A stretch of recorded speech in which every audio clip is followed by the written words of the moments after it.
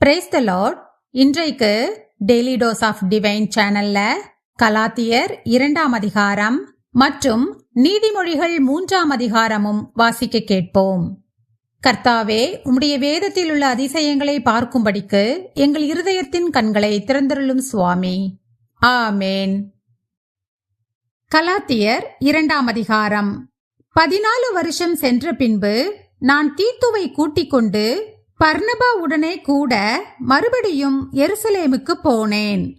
நான் தேவ அறிவிப்பினாலே போய் புறஜாதிகளிடத்தில் நான் பிரசங்கிக்கிற சுவிசேஷத்தை அவர்களுக்கு விவரித்து காண்பித்தேன். ஆயினும் நான் ஓடுகிறதும் ஓடினதும் வீணாகாதபடிக்கு எண்ணிக்கையுள்ளவர்களுக்கே தனிமையாய் விவரித்து காண்பித்தேன்.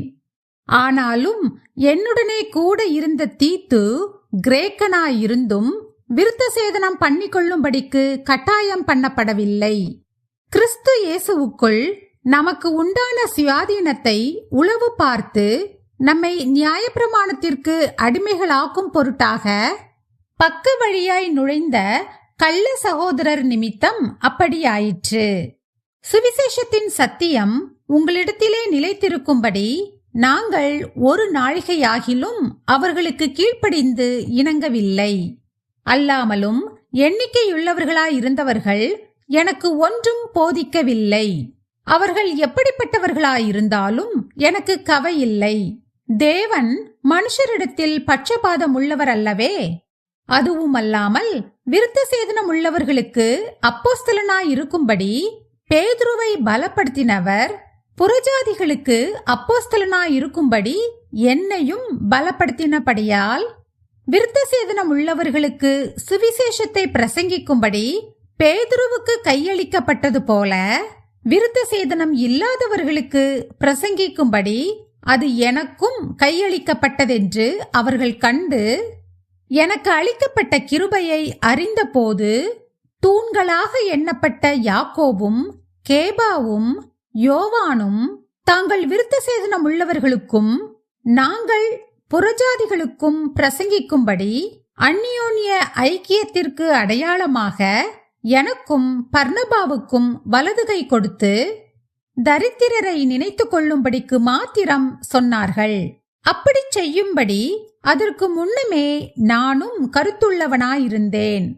மேலும் பேதுரு அந்தியோகியாவுக்கு வந்தபோது அவன் மேல் குற்றம் சுமந்ததினால் நான் முகமுகமாய் அவனோடே எதிர்த்தேன்.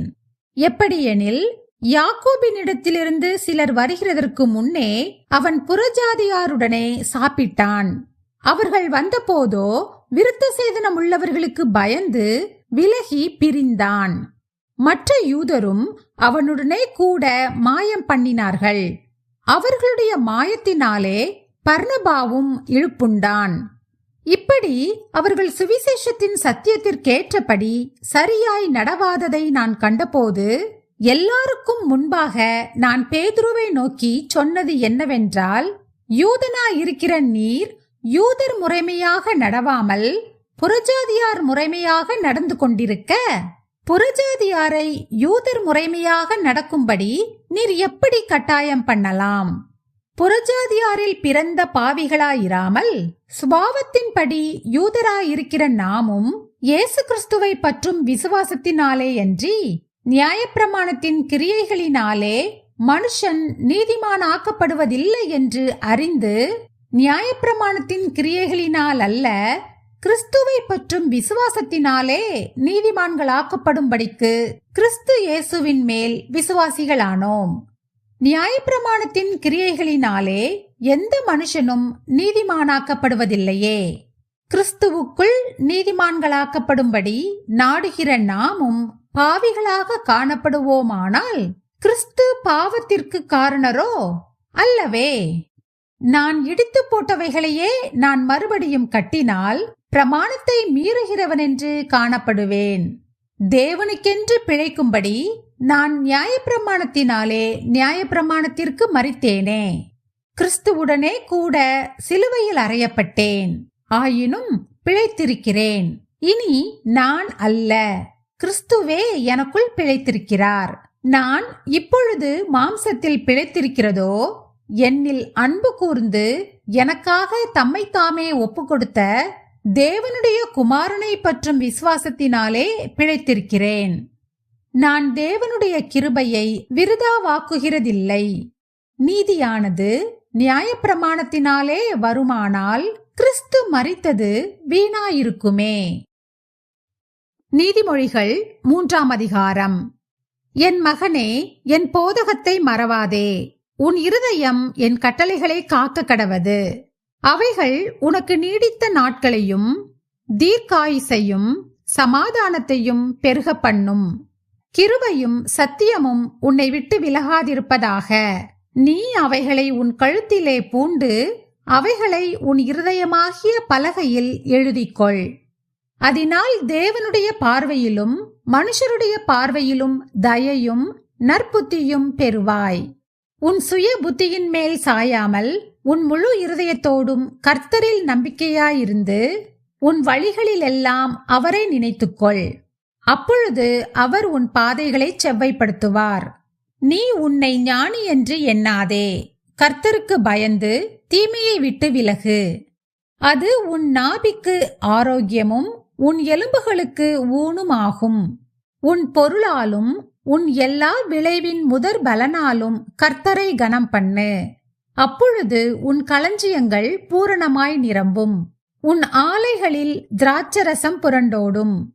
என் மகனே, நீ கர்த்தருடைய சிட்சையை அற்பமாக எண்ணாதே. அவர் கடிந்து கொள்ளும் போது சோர்ந்து போகாதே. தகப்பன் தான் நேசிக்கிற புத்திரனை சிட்சிக்கிறது போல கர்த்தரும் எவனிடத்தில் அன்பு கூறுகிறாரோ அவனை சிட்சிக்கிறார்.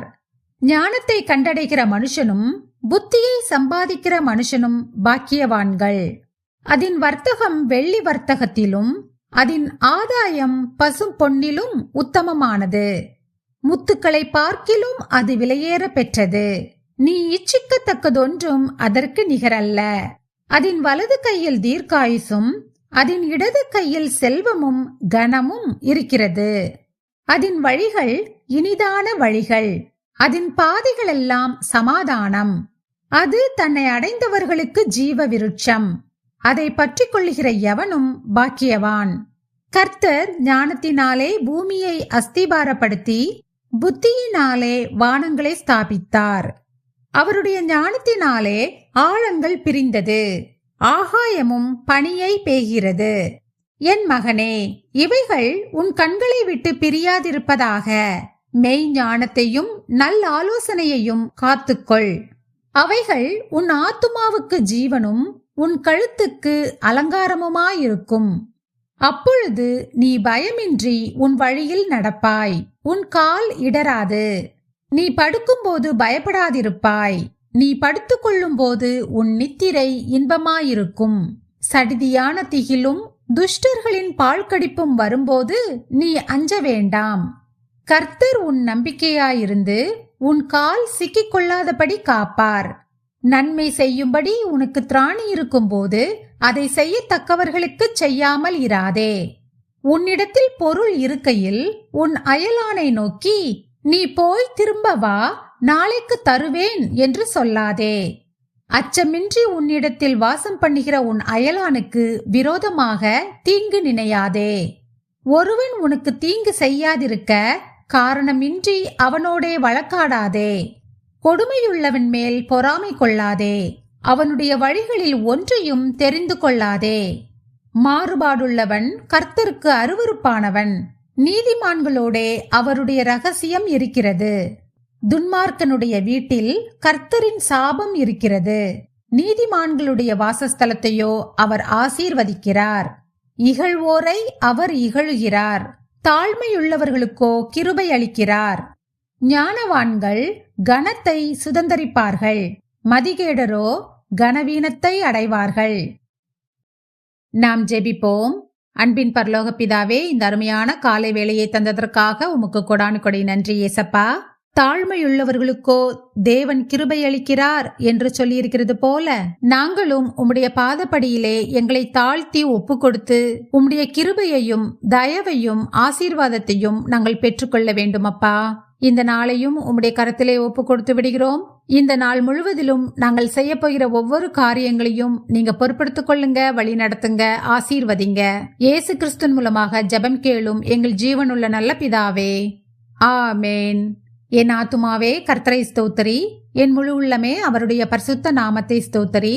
என் ஆத்துமாவே கர்த்தரை ஸ்தோத்திரி, கர்த்தர் செய்த சகல உபகாரங்களையும் மறவாதே. ஆமேன், ஆமேன். நாம் அடுத்த நாள் வேத வாசிப்பில் சந்திப்போம். God bless you.